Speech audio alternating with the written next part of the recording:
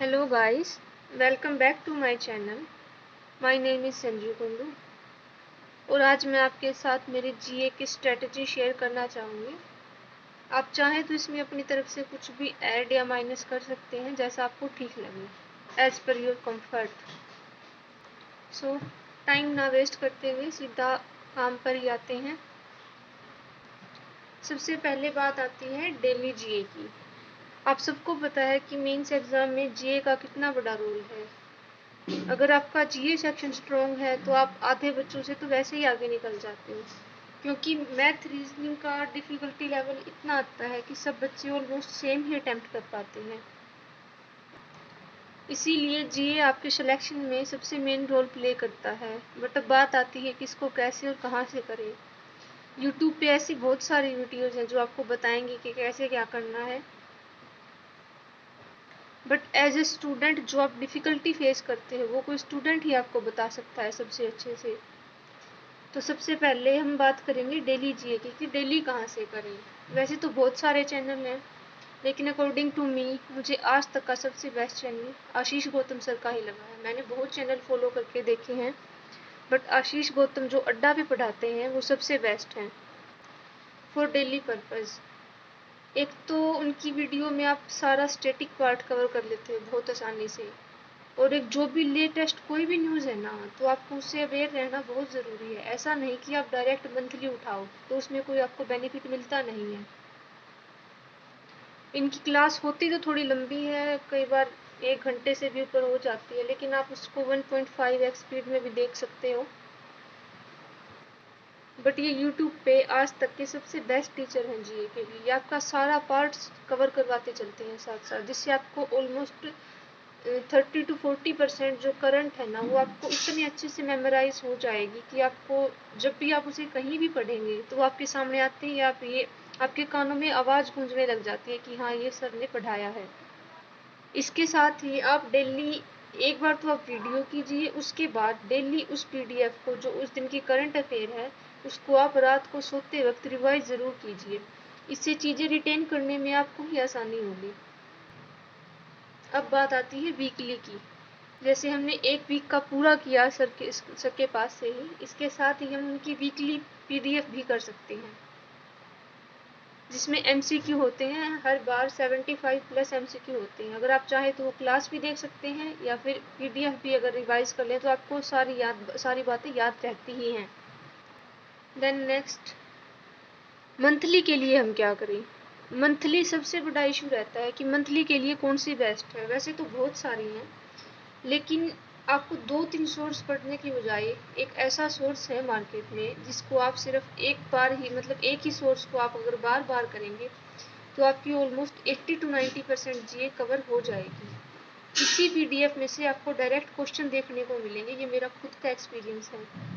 But problem is बच्चे direct monthly उठा लेते हैं जो कि पॉकेट पीडीएफ आती है। इससे पहले आपको डेली और वीकली किया हुआ होना चाहिए, जिससे आपको मंथली पढ़ते टाइम ये लगे कि हाँ ये तो मैंने पहले से ही कर रखा है। मैं जब भी पढ़ती हूँ अफेयर क्लाउड की मंथली तो मुझे हमेशा ये होता है कि हाँ ये तो मैंने कर रखा है, ये कर रखा है। ऑलमोस्ट 70% मेरा पहले पढ़ा हुआ होता है। इससे क्या होगा कि आपको एक तो रिवीजन कम करनी पड़ेगी बार बार, लेकिन वैसे तो जी कितनी भी रिवीजन करे कम ही है, लेकिन फिर भी डायरेक्ट मंथली उठाओगे तो पजल हो जाओगी कि कहाँ से क्या करें, सब कुछ मिक्सअप हो जाएगा। उसके बाद मंथली करने के बाद मंथली को आप रिवाइज कीजिए जितना हो सके। जब तक आपका एग्ज़ाम ना हो जाए मेंस का उसको रिवाइज कीजिए, हर मंथ की पढ़िए। ये नहीं कि मेंस आने के या रिजल्ट आने के बाद ही मैं ये करूँगा, उससे पहले आपको सब कुछ स्टार्ट कर देना है। उसके बाद फेज आता है कंफ्यूजन का। जब भी आप मॉक टेस्ट लगाते हो या कहीं भी आप ऐसा चैनल देखते हो, आपको ये तो लगेगा कि ये क्वेश्चन मैंने पढ़ रखा है, लेकिन सबसे बड़ी कंफ्यूजन आती है ऑप्शंस के बीच में। सबसे ज़्यादा बैंक्स की, स्मॉल फाइनेंस बैंक की, जैसे कि मेमोरेंडम ऑफ अंडरस्टैंडिंग होते हैं वर्ल्ड बैंक के, एडीबी के, इनके बीच में इनके अमाउंट की, जैसे बजट के क्वेश्चंस हैं। वैसे तो जो आशीष गौतम सर को फॉलो करता है उनमें कन्फ्यूजन वैसे ही कम हो जाती है, लेकिन फिर भी इसके लिए क्विजेज सबसे बेस्ट हैं। मॉक टेस्ट से भी ज़्यादा क्विज आपको बेनिफिट करेंगे, क्योंकि उसमें पूरी मंथली आपकी कवर हो जाएगी। उस मतलब ऑलमोस्ट जितने भी सोर्स हैं सब ने री अटेम्प्ट का ऑप्शन भी दे रखा है, मतलब आप एक ही मॉक को बार बार अटेम्प्ट कर सकते हैं। और मैं आपको वो बताऊंगी जो बिल्कुल फ्री है सबके लिए। आप अड्डा के लगा सकते हैं। अड्डा के वीकली तो नहीं आते, पेड में आते होंगे पता नहीं, लेकिन फ्री में अड्डा की डेली आती है।